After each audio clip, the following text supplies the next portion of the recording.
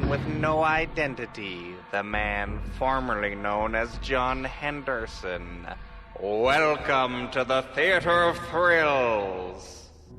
Come in, I've made you a cup of tea. But beware, there's no sugar in it. What, that's it? Huh? No sugar? But some think that no sugar is a fate worse than death. Tonight's episode is The Hermit's Cave, Notebook on Murder. Enjoy. Now, The Hermit.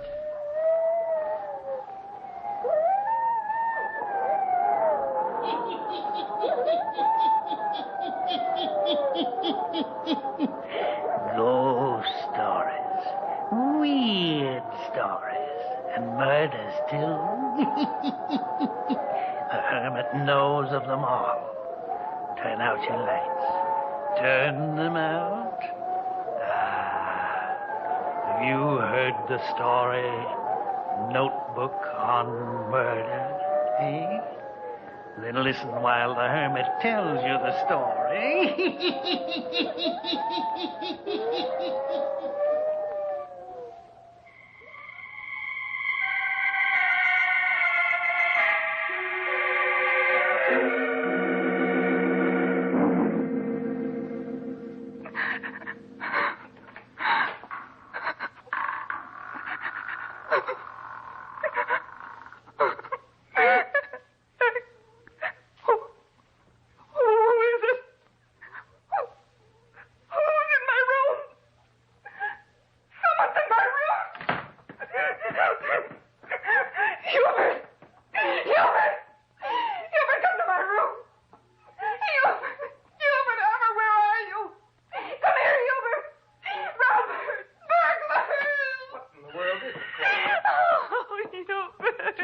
By your bed, Cora. There, now, what's all the racket about? Well, stop crying and tell me what it is. There was someone in my room. Oh, you've been dreaming. No, I woke up and heard my door creaking open. I could feel it. There was someone standing in my room, and then I heard them run down the stairs after I called out. Hubert, you've got to go downstairs and look. Well, of course I'll look, but you don't think there's going to be anyone in the house after all your screaming, do you? Oh, Hubert, wait a minute. I'm going with you. You better stay right in bed, Cora. No, I'm afraid. You said you heard someone go downstairs. I know, but I won't stay here alone. All right, come on. I think you just had a nightmare. Oh, no. That's a nice way to wake a guy up out of a sound sleep. All the screaming. Oh, you'd have screamed, too. Well, not much. I tried to nab whoever it was. Look, careful, Hubert. The burglar may have a gun. I can't find the light switch here in the living room. I'll get it. What? Look. The rug is kicked up. Someone was in here. And look. The things on the table have all been disturbed. Yeah. Hubert, where are you going? Well, to look through the house. Oh, wait for me.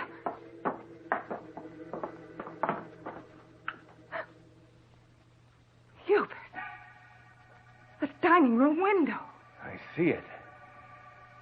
Well, by George. I came in through the dining room window. Well, it should have been locked. I thought it was. I haven't had these windows open for ages, not since I've been home. Well, I'll be... Where are you going? Why, to phone the police. There sure has been someone in this house.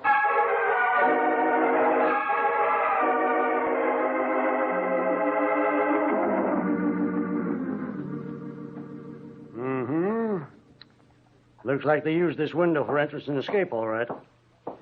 Hal, find any footprints outside the window? No, not a darn one. Well, maybe they didn't use the window. Well, there's a cement drive outside this window.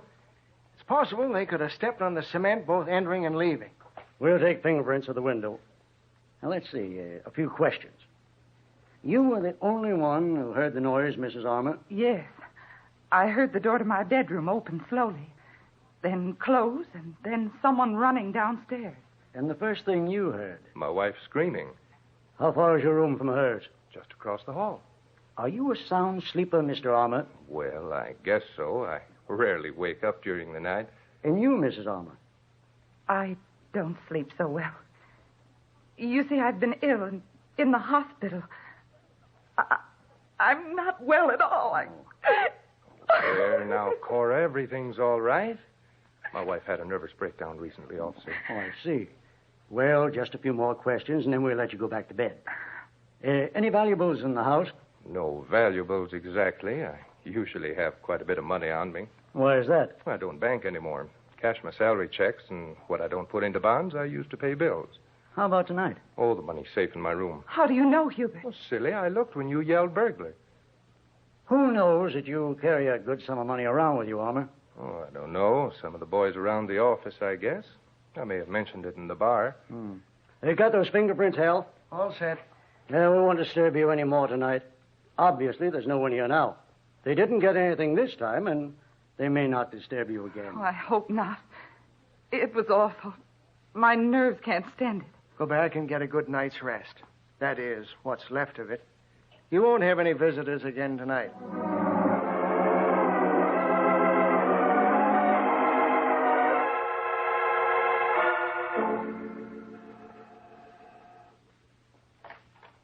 Good morning, Mrs. Armour. Remember me? Oh, yes. You're one of the policemen who was here last night. Mind if I come in? I'd like to ask you a few Oh, questions. no, come in. I was just out in the kitchen finishing up the breakfast dishes. Well, then we'll go out there. I can talk to you while you work. Did you sleep after we left? Well, yes, sir, I did.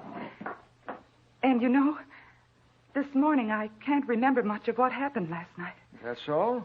But I don't remember things well at all. Not since I've been sick. Lots of times things are foggy with me. How long were you in the hospital, Mrs. Armour? Let's see. It was a long time, over a month, I guess. What brought on your illness, Mrs. Armour?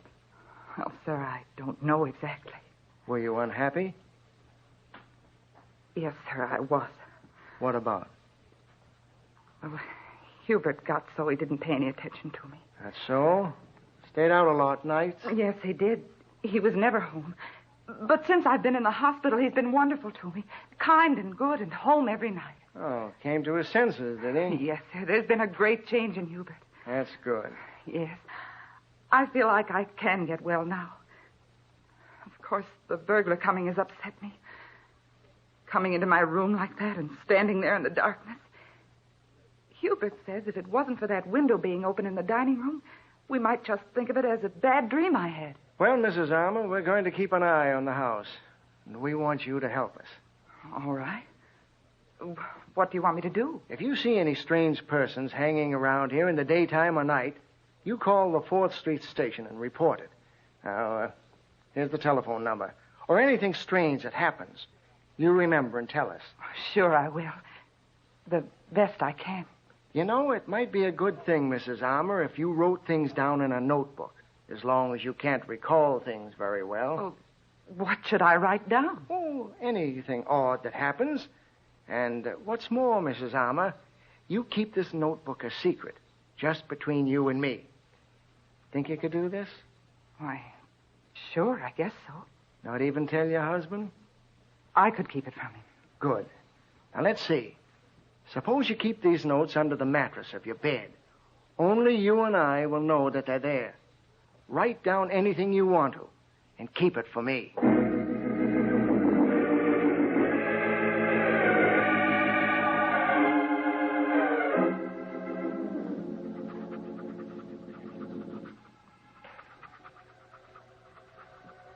There was a peddler at the door this afternoon. He had funny eyes. I thought he might be the burglar come back again. Didn't let him in. He went to Mrs. Joyce's next door. She didn't let him in either.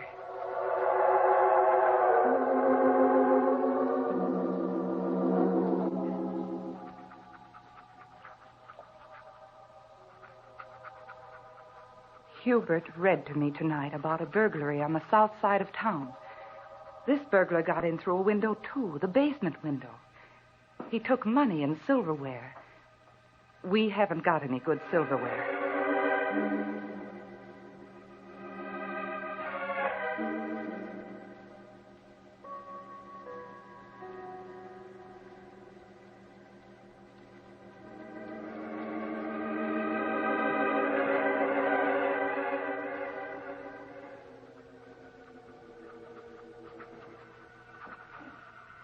It's 15 minutes to 12, midnight. I just woke up, and I'm scared. Awful scared. I'm writing in this notebook because I've sort of got accustomed to doing it. And it steadies my nerves a little. I've been writing in it for a couple of weeks now. But the policeman called Hal hasn't been around to see it. Maybe it's because I haven't called or had anything to tell him. But I'm scared tonight. It was at supper that Hubert said... You aren't frightened of burglars anymore, are you, Cora? Sometimes I'm afraid of him coming back again. Oh, fiddlesticks. There won't be any more disturbance after all this time has passed. Oh, I hope you're right. Of course I am. Well, anyhow, I have to go out tonight. Oh, Hubert. Now, don't cloud up and cry, baby. No one's going to hurt you. What's more, we'll see that all the windows are locked and the doors. Why do you have to go out, Hubert? A buyer. Boss asked me to see him tonight. I'm afraid.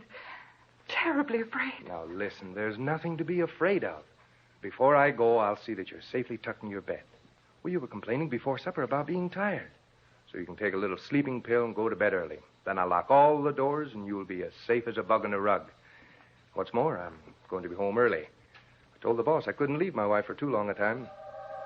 So Hubert got me all fixed up. And after taking the pill, I did fall asleep. But a little while ago, something must have woke me up. It's exactly 12, and Hubert isn't home yet. I know because I just called out and he didn't answer me. It must have been about 10 or 15 minutes ago that I woke up and heard something outside my room.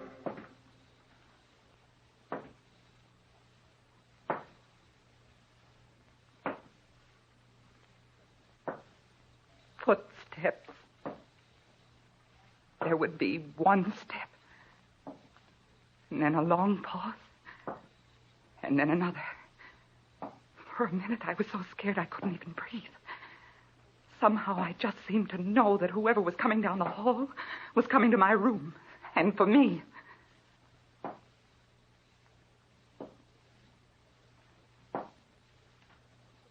For a few seconds, I couldn't move, just sort of paralyzed with fear. And then I got brave enough to reach out and turn on my bed lamp.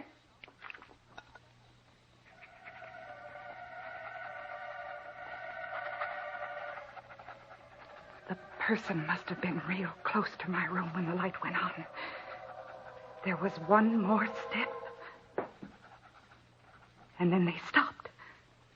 Officer Hal, as true as I'm writing, they stopped right outside my door. I heard a board creak.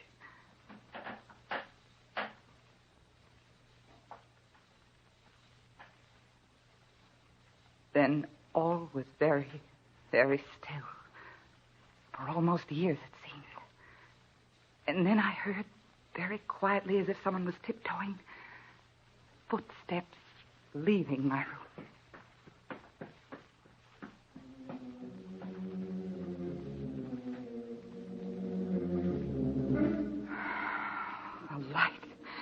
The light has frightened them away. Oh, I'm so certain that it was someone coming for me, but what am I going to do? I'm too truly afraid to go downstairs and phone for the police. I'm going to call out to Hubert again. Hubert? Hubert? No, Hubert isn't home yet. Or perhaps whoever has come into this house has done something to Hubert. Hubert! Hubert!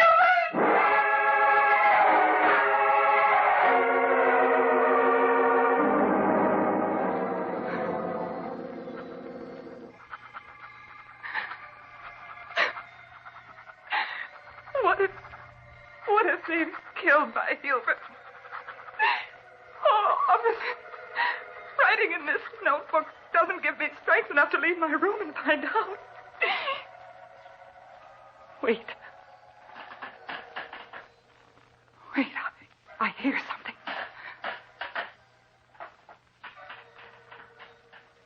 There's someone outside my door. I know it. Someone just moved outside my door.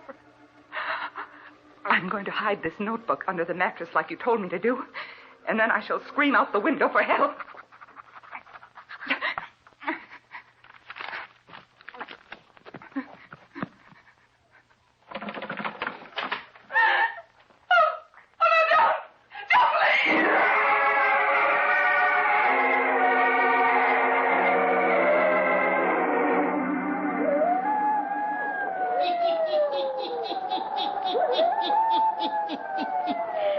Just after Cora Armour puts the notebook under the mattress, she goes to the window, opens it, and is ready to scream for help. The door to her bedroom opens, and she calls out in terror as she sees a man standing there with a gun in his hand. One pleading cry, and then...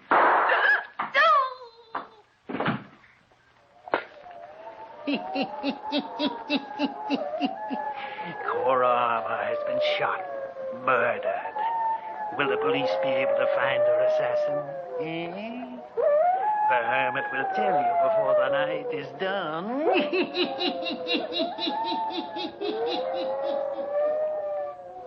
We hear a key turn in the door.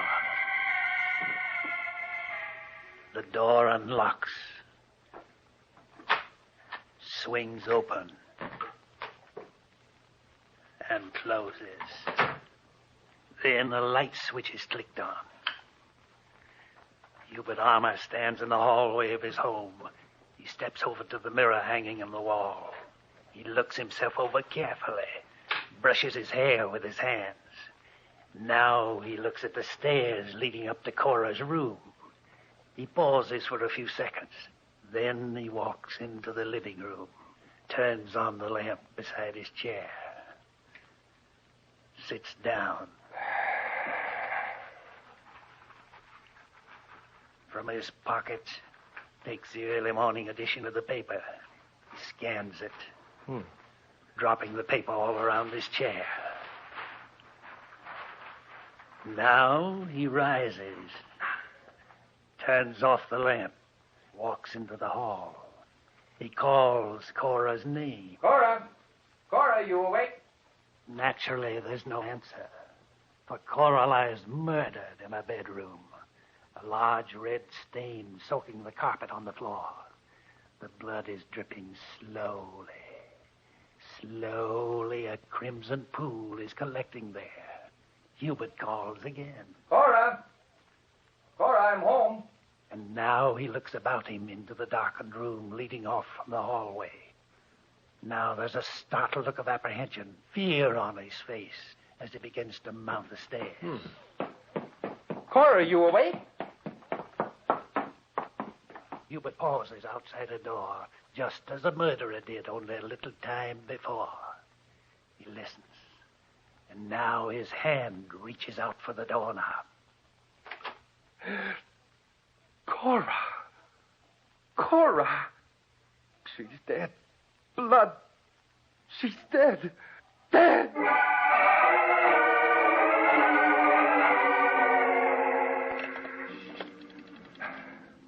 Operator, get me police headquarters, please. Hello, police headquarters. This is Hubert Armour, 97864 Crawford Street. Come at once. Hurry, it's my wife. She's been murdered.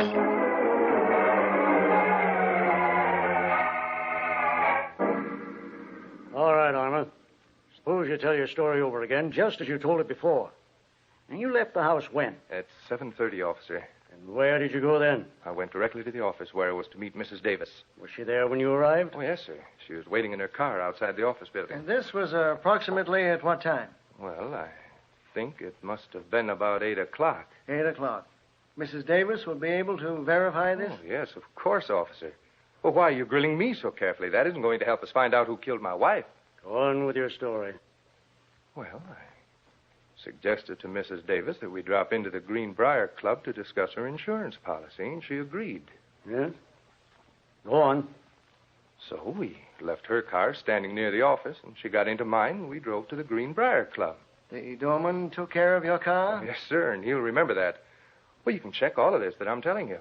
We will. Go on. Well, there isn't any more to tell. We sat there and talked, had a bite to eat. What time did you leave the club? Well, a little after 10, I think. Then what did you do? Well, I took Mrs. Davis over to her car. Then? I drove straight home, put the car in the garage. What time did you get home, Mr. Armour? I didn't look at my watch, but it must have been a little after 11. But you didn't call us about the murder of your wife until 20 minutes after midnight. Why was that? I didn't know my wife was murdered, officer. I called out to her when I came home, but she seemed to be sleeping. She'd taken a sleeping pill before I left tonight, so naturally I thought she was still asleep. So what did you do then? I went into the living room with a paper, sat there and read a while. All the while until I went upstairs and discovered my wife's murder. I don't know what time it was I called you. We know. And we know other things, Hubert Armour. We know at what time your wife was murdered. She told us. What do you mean she told you? She told us just as much as if she were alive now. But I don't understand what you're driving at. No? And when your wife told us at what time she was murdered, she also told us who murdered her. Who? Who did it? You were very clever, Hubert Armour, from the very start when you planned this crime. When you called us here to hunt for a burglar who was no one but yourself. That's a lie. You built this thing up slowly. Tonight you carefully accounted for your time up till 11 o'clock. The remainder of your alibi was weak. It might have been strong enough if Cora Armour had not left us a notebook on crime. What? I asked her to keep a notebook, to tell me all the strange things that happened in this house. She did. She kept it faithfully. Midnight tonight, you, according to her own writing, were not home. She called out to you, but you didn't answer. But you were here. You came in. You crept to the door of her room. You lost your nerve. You came back at midnight, shot her, left the house to dispose of the gun, returned, sat down on your chair and looked at the paper, then went upstairs to look in her room and to report her murder. Yes, Armour, you had it all planned very carefully. But you didn't reckon with Cora Armour's notebook. There's someone outside my door. I know it. Someone just moved outside my door. I'm going to hide this notebook under the mattress like you told me to do. And then I shall scream out the window for help. You heard the scream, didn't you, Hubert Armour? You heard it? No, I didn't. You heard the scream, all right. She made it when you opened the door, when you lifted the gun to fire on her. She didn't scream. She just called out, "Don't, please." I admit it. I killed her. She was a stone around my neck, nagging, never well. I hated her. I wanted freedom. She wasn't well because she feared you, Hubert. She feared you all the while. It was fear that sent her down to a sanitarium. In her heart, Cora Armour feared death at your hands. And yet, without her notebook, you might have gone free of the crime of murdering her.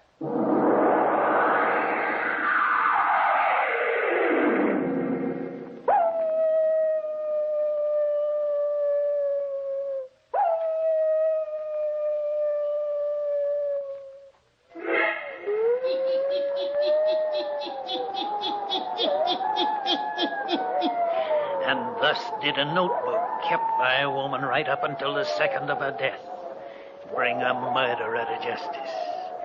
A notebook which spoke as strongly as if Cora had returned from the spirit world to point her finger at the guilty one. Yes, turn on your lights. Turn them on. I'll be back. Pleasant dreams.